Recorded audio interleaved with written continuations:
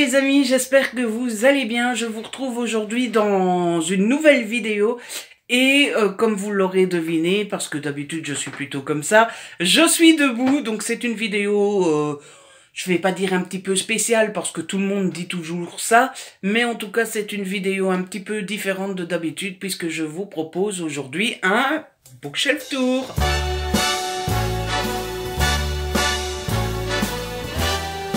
Chaque année, je vous propose ce type de vidéo. C'est une vidéo que vous aimez beaucoup. Cette année, je vous avoue que je m'étais demandé si ça vous intéresserait ou pas, étant donné que mes bibliothèques n'ont pas tant changé que ça, même si j'ai mis des livres comme ça plutôt que debout, ou qu'il y a des livres en plus forcément, ou des livres en moins. Du coup, je vous avais posé la question sur Instagram il y a quelques semaines, quelques mois, et vous m'aviez dit que oui, en effet, ça vous intéressait. Du coup, je vais me prêter à l'exercice et je vais vous montrer tout ça. Évidemment, il n'y a pas moyen que je vous montre la couverture de chaque livre, que je vous parle de chaque livre et compagnie. Je n'ai pas non plus 1000 livres, du coup, je peux quand même me permettre de vous les montrer un par un comme ça en allant plus ou moins vite. De temps en temps, je vous montrerai un livre plus particulier, si c'est un livre que j'aime beaucoup ou que j'ai quelque chose à dire dessus. Mais je vous montrerai pas couverture par couverture en vous expliquant l'histoire de chaque livre. Sinon, ça risque d'être compliqué. Voilà, je crois que j'ai tout dit.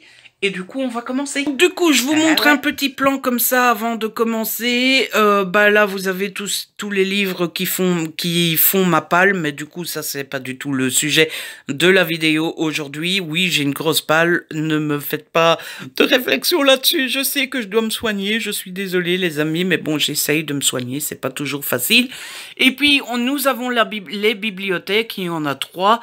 Ce que je vous propose de faire, c'est vous montrer d'abord les poches qui sont à chaque fois au-dessus, et puis après, on fera bibliothèque par bibliothèque. Alors, niveau format poche, c'est clairement le format que j'ai le moins. Hein. J'ai plus de grands formats que de format poche, mais voilà. J'ai pas vraiment d'explication pour ça.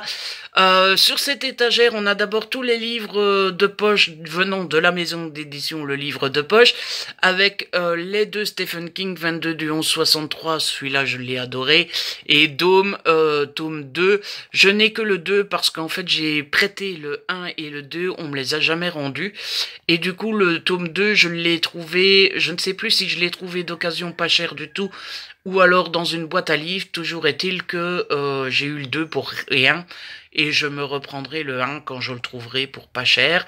Ensuite, on a le 22 du 11-63, c'est un livre qui est consacré au dernier jour de John Kennedy, qui est mort à cette date-là.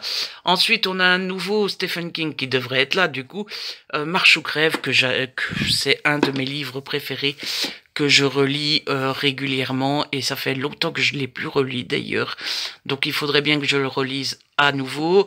On a un petit Virginie Grimaldi avec Le premier jour du reste de ta vie, que j'avais adoré.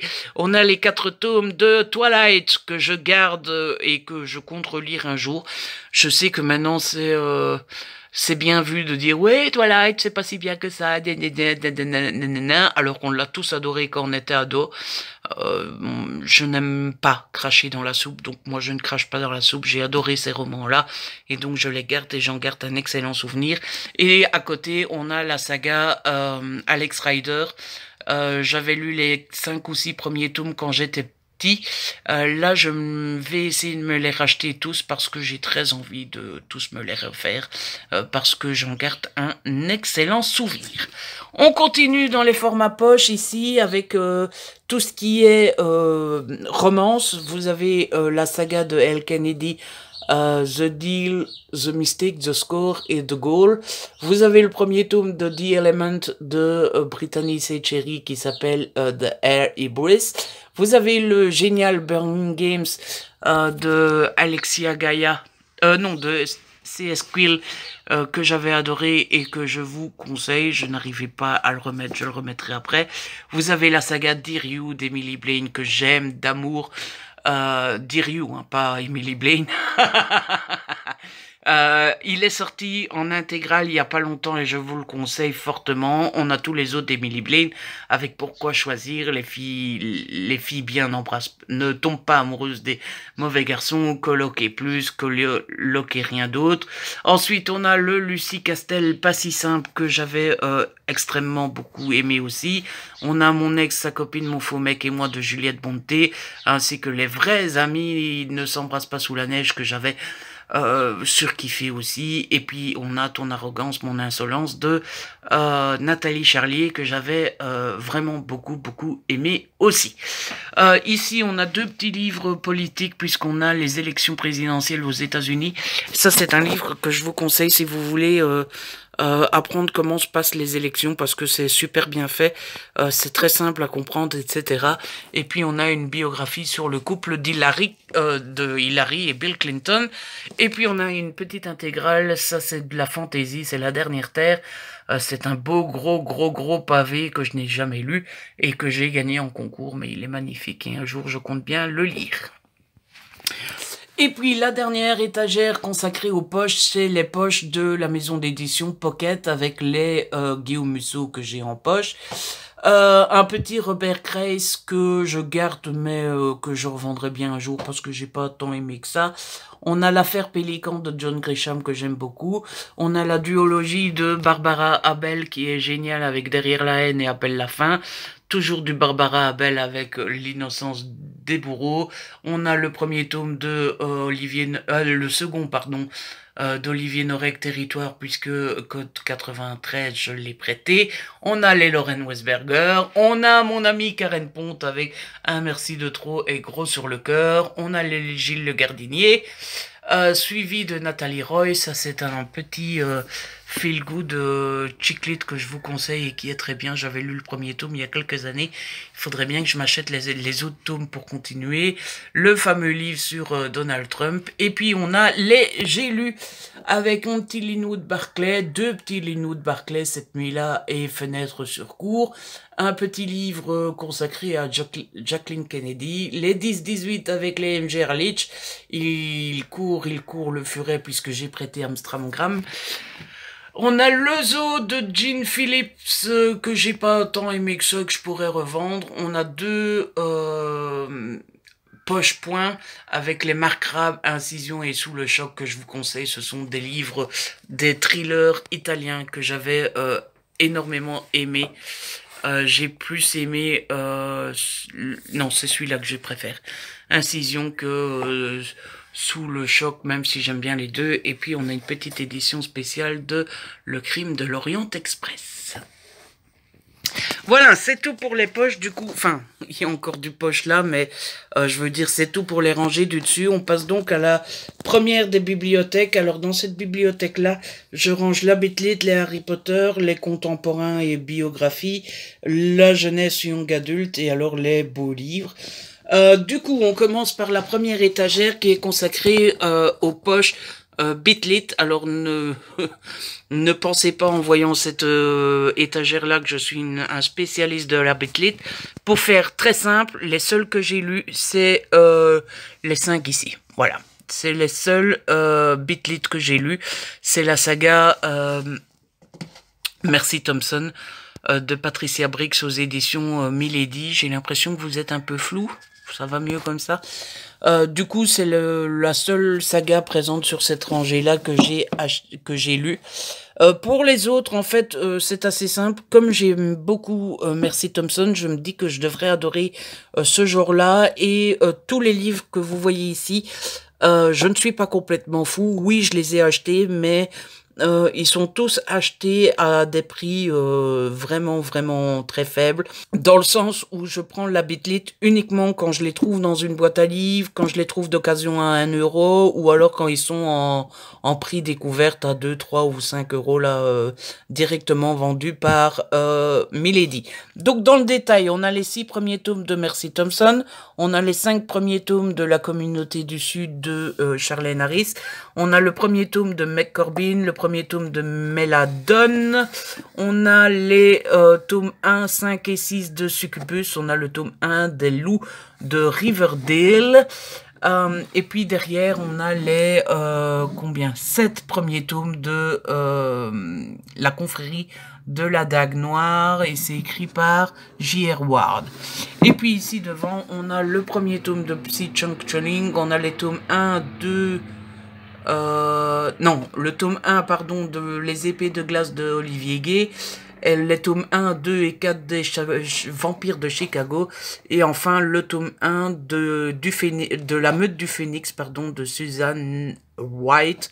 Et enfin, ceux-là, c'est ceux que j'ai achetés très récemment, c'était à la foire du livre au mois de mars.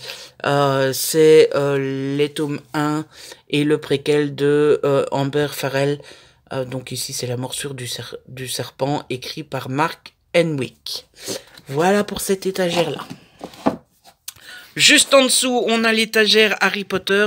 Ça, c'est une petite décoration qui m'a été offerte par l'ami Gaël, qui représente, au départ, c'est l'œuf de Game of Thrones, mais elle me l'a fait aux couleurs de Harry Potter, donc je considère que c'est l'œuf dans le 4e. Hein.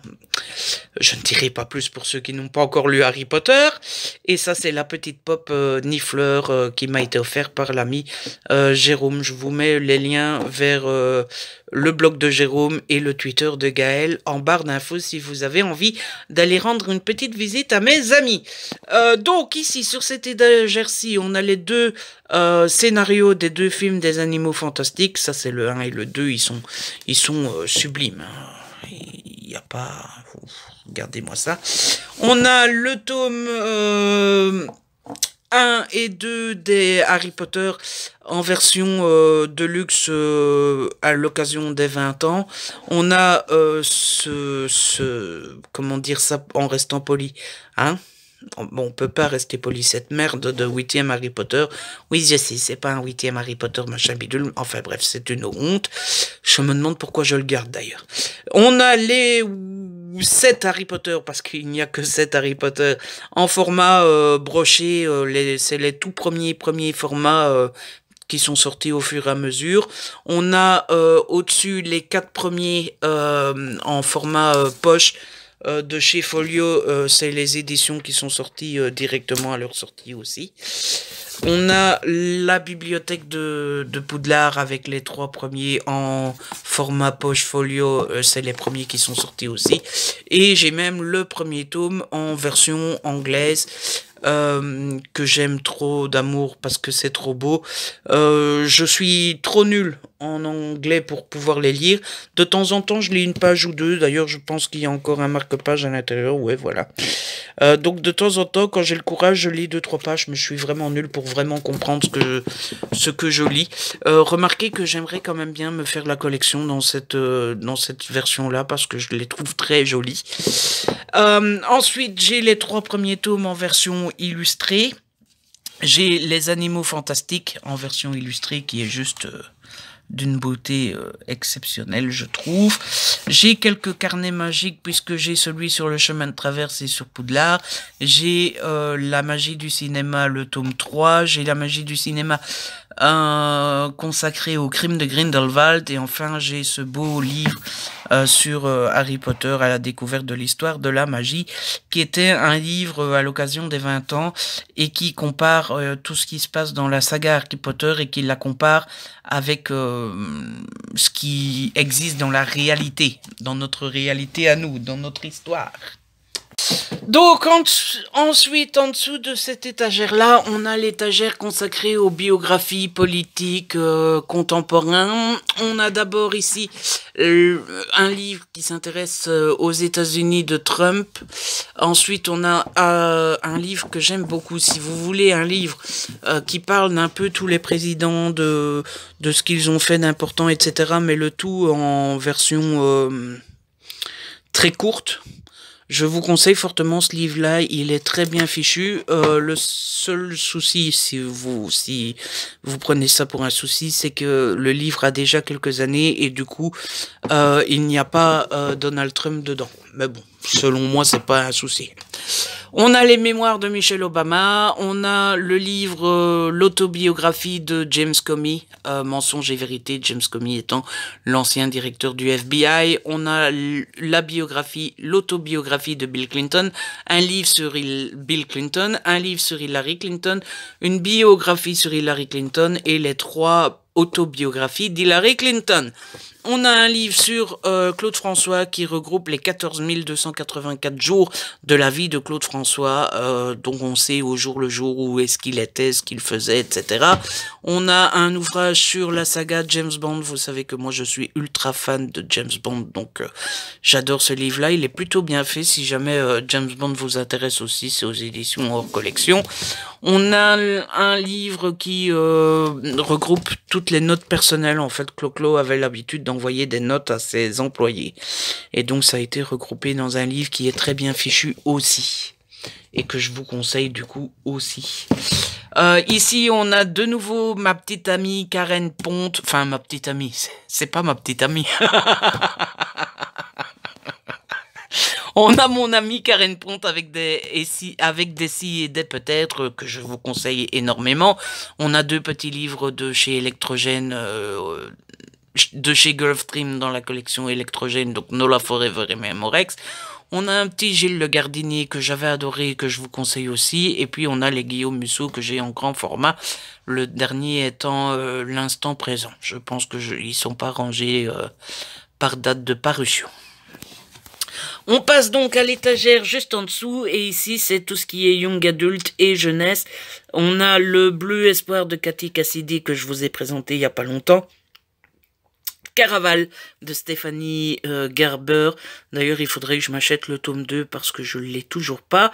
Et puis, on a les PKJ avec une braise sous la cendre, les aventures de Sherlock Holmes, le piège de l'innocence, Nightfall. Et puis, c'est les Hunger Games. Juste à côté, on a The Vanishing Girl. Le tome 2 va bientôt sortir, je suis trop content. Matricule, enfin, la comète, je vous l'ai présenté il n'y a pas longtemps non plus. C'est mon dernier petit coup de cœur. La duologie In the After, In the End que j'avais adoré, 7 secondes. Point of View, Eve, la saga Divergente, on a Destiny, on a les 3 premiers tomes de Horizon Crash, qui est une saga jeunesse que je vous conseille, mais du tonnerre, parce que j'adore ça. Et d'ailleurs, je suis trop content parce que j'ai appris cette semaine que j'allais recevoir le tome 4. On a le petit dictionnaire de McFly et Carlito que je vous conseille que très moyennement.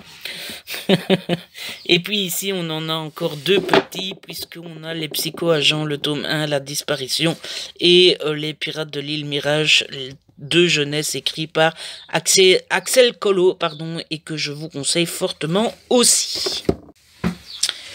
Et puis enfin, au dernier étage, attendez que je me mette par terre, on continue à avoir des petits jeunesses avec les 2 tomes de Another Story of Bad Boy. Puis on a L'étincelle de Roxane Maffol. On a 36 questions pour savoir si tu m'aimes chez Michel Lafon, Surf Sister, Les héros ça se trompe jamais, 54 minutes qui est vraiment génial. C'est l'histoire d'une tuerie dans un lycée aux États-Unis. C'est très bien fichu. On a le tome 1 de Remade. On a Maintenant tu le sais qui est une chaîne YouTube. On a une biographie sur Harrison Ford étant l'un de mes acteurs préférés. On a les 2 livres de Doc Seven, un livre consacré à Federer, vous savez que je suis fan, une édition spéciale du Da Vinci Code, un livre sur M. Pokora, comment on appelle ça, un dictionnaire, pardon, sur James Bond, un livre consacré à John Kennedy, sur le tennis, sur le cinéma, un autre encore sur le cinéma et un dictionnaire du tennis. Voilà pour la première bibliothèque. C'est la bibliothèque consacrée à la romance. Tout d'abord, la première étagère, c'est la collection Harlequin, la collection H. Vous avez ici tous les Sarah Morgan, qui est une autrice que j'aime beaucoup. On a la duologie Saving Us que je vous conseille fortement. La guerre des papilles de Lucie Castel que j'ai lu il y a pas longtemps et que je vous conseille fortement. Et puis on a tout ça ici. Je vous fais un petit comme ça. Dans tous ceux-là, ceux que je vous conseille fortement, c'est ceux-ci. Que j'avais vraiment beaucoup aimé. Les Fleurs Anna qui sont géniales ou géniaux, dites ça comme vous voulez. Je vous conseille particulièrement Avec toi m'envoler, que enfin ça avait été un vrai petit coup de cœur. Le Sophie Jomain, Fais-moi taire si tu peux, qui avait été génial. Et alors le petit Alana Scott, Good Girl, Love Bad Boy, qui était très bon.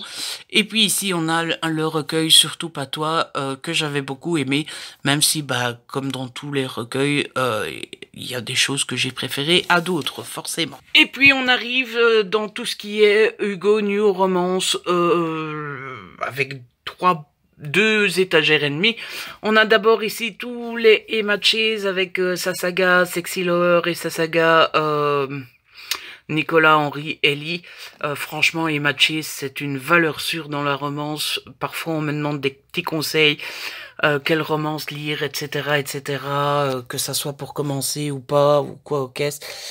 Franchement, n'hésitez pas sur le Emma Chase, c'est génial. On a les Karina Hall avec le pacte, l'offre, le jeu. Je vous avoue que j'ai perdu un peu en mémoire l'histoire de ceux-là. On a les Addicted to Sin que j'avais adoré, mais attention, c'est assez hard et assez malaisant de temps en temps. On a ma série chouchoute aussi, Quantum. On n'en parle pas souvent, je trouve, quand on parle de Hugo, et pourtant, moi, je les ai adorés.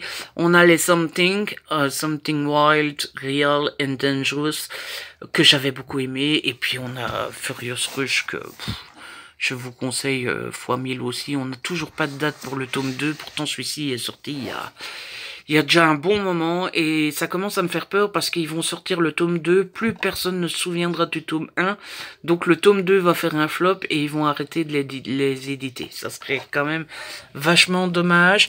Ici, on a tout ce qui est Vic Elland et Penelope Ward, qui sont mes deux autrices chouchous, même si j'aime beaucoup les autres, hein, mais ces deux-là, franchement, c'est celles que je retrouve toujours avec beaucoup de plaisir. Il y a ceux qu'elles ont écrit à deux, et puis ceux qu'elles ont écrit, non, c'est ici seulement, qu'elles ont écrit toutes seules.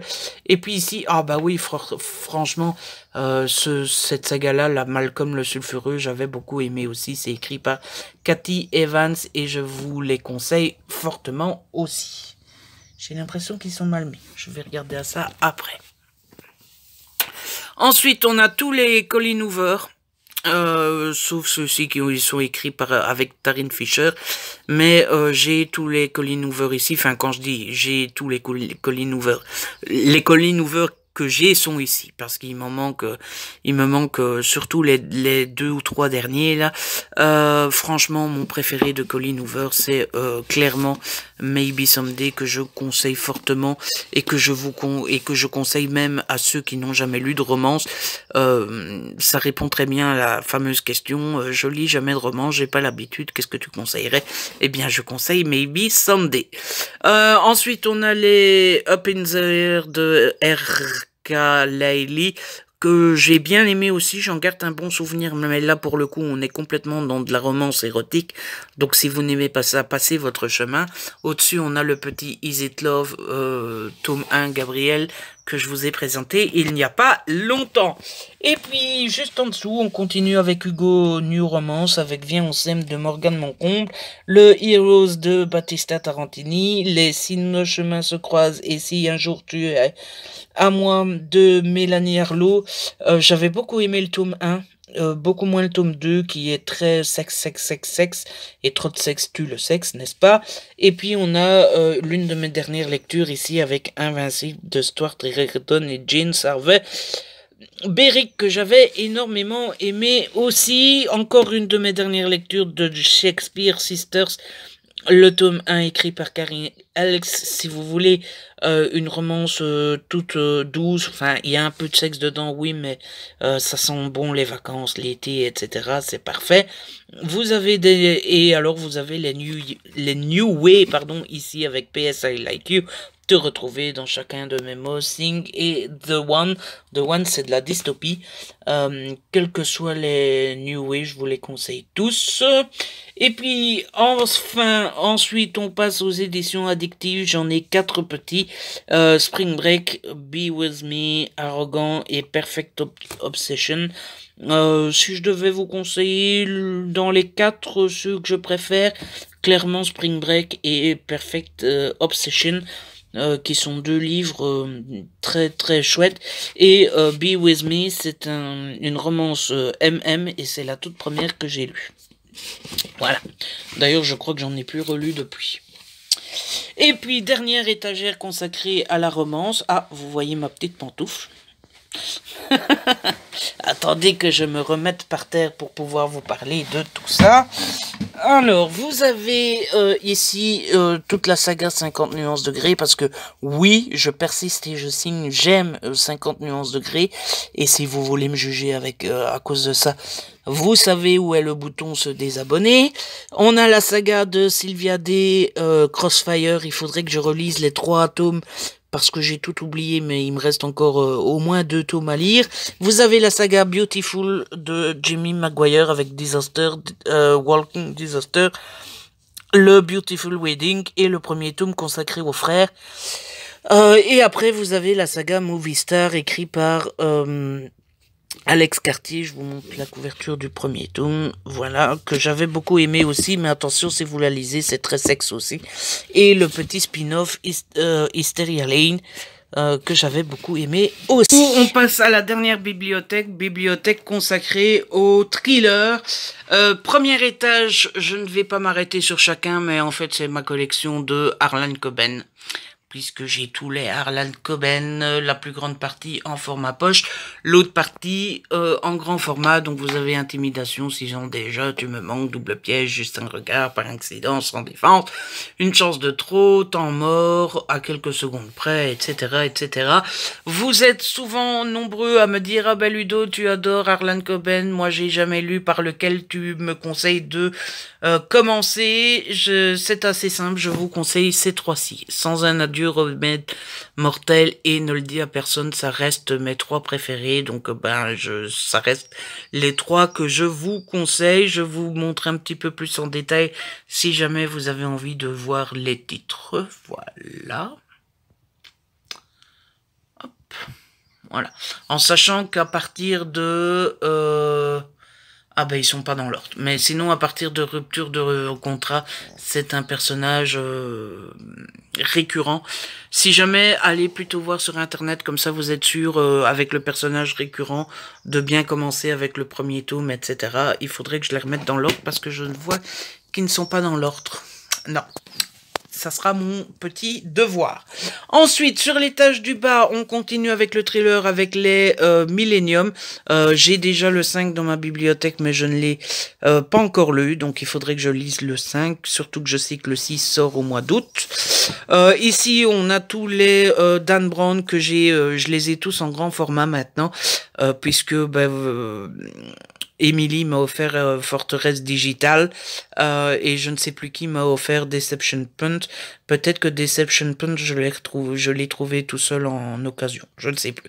Toujours est-il que j'ai déjà mis dans la bibliothèque Origine, mais que je ne l'ai toujours pas lu. En même temps, avec Dan Brown, on n'est jamais trop pressé, puisque il faut toujours 6-7 ans entre chaque livre, mais sinon je les ai tous. Juste à côté, on a la collaboration entre James Patterson et Bill Clinton. Le président a disparu, forcément j'ai adoré. On a le petit John Grisham ici, le cas Fitzgerald que j'ai pas du tout aimé. On a les 2 Joël Dicker, La vérité sur l'affaire Harry Geber et le livre des Baltimore. J'ai son 3e roman, mais je l'ai toujours pas lu, pardon Iron Man. On a les 2 Martin Michaud, pardon, que je vous conseille trop aussi, que j'adore beaucoup, surtout Sous la surface, parce que ça se passe dans les élections présidentielles. On a 2 petits thrillers marabouts que j'avais beaucoup aimés. Et puis on a les 2 derniers, Olivier Norek avec Entre deux mondes et Surface. Surface étant le tout nouveau, le tout dernier qui est sorti. Mais Entre deux mondes étant mon petit chouchou, mon petit préféré.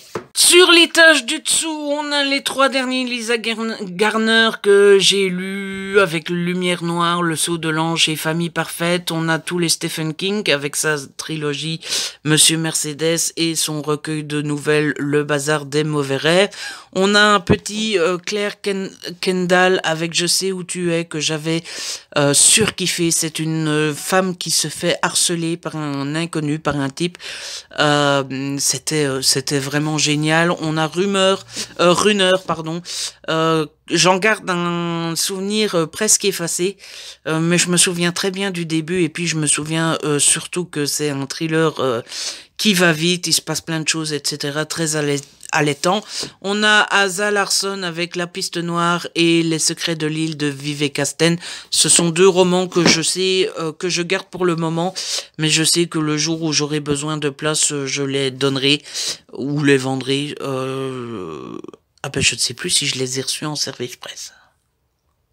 Enfin bref, quand j'aurai besoin de la place, je sais que ce sont deux romans dont je me séparerai parce que j'ai pas aimé tant que ça. J'ai les deux premiers tomes de Sophie Tellman avec Les yeux couleur de pluie et Entre mes doigts coule le sable. Ce sont des romans très sympas. Le premier avait été un coup de cœur.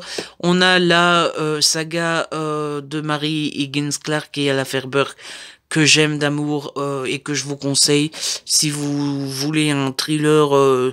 Enfin, c'est une simple enquête en fait. Voilà, c'est un peu l'équivalent des procédurales dans les séries. On a le petit Majestic Murder de Armel Carbonell que j'avais adoré, coup de cœur. Je vous le conseille aussi. On a Wonderland, qui est un thriller de chez Hugo que j'avais beaucoup aimé. Et puis on a le Rumeurs et secrets de Gail Lansworth, que j'ai lu il y a très longtemps et dont je ne garde aucun souvenir, si ce n'est que j'avais adoré. Donc il faudrait que je le relise un jour, mais je me souviens que ça avait été le gros kiff. Et puis, dans le rayon d'en dessous, on a une première pile avec tous les livres que j'ai de chez Fleuve Édition, avec les deux Lorraine Westberger, donc ça c'est de la chiclite. Et puis les thrillers, La disparue de la cabine numéro 10, 7 jours du talion, Chute, et les deux Franck Tillier, en grand format. J'ai Charcot aussi, mais je l'ai prêté. Quel que soit le thriller ici, je vous les conseille tous, même si j'ai rien compris au manuscrit inachevé. Et puis, juste à côté, on a la collection Belfond, qui est une belle collection, n'est-ce pas? Ça en fait pas mal à vous présenter. Hello Sunshine de Laura Dave, que j'avais pas du tout aimé. On a les Barbara Abel avec Je sais pas et je t'aime. On a les Linwood Barclay. Il y en a un fameux paquet, hein, n'est-ce pas? Avec la fameuse saga que je vous ai conseillée il y a pas si longtemps avec Fausses promesses, Faux amis, Vraie folie. Et puis vous avez, je vous laisse un petit peu voir les titres, je ne vais pas les faire un par un. Juste à côté, on a les Karine Gebel avec Terminus et Lysius et d'Ombre et de Lumière, le génialissime Toute blesse, la dernière tue. On a du Rachel Abbott, je vous laisse regarder ça. Regarde-moi, qui est très lent, très doux, mais que j'avais adoré. Avec la fameuse saga de Robert Brinza, Oiseau de nuit et La fille sous la glace. De nouveau un Karine Gebel qui est mal rangé, donc.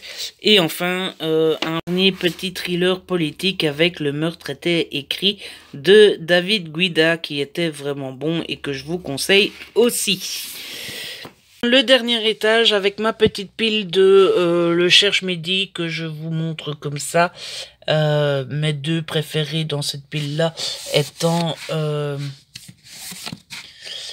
étant Amelia et la conspiration Coleridge. Ensuite, on a les escales avec Ne pars pas sans moi et les MG Ehrlich, La maison de poupée, Au feu les pompiers et Oxygène.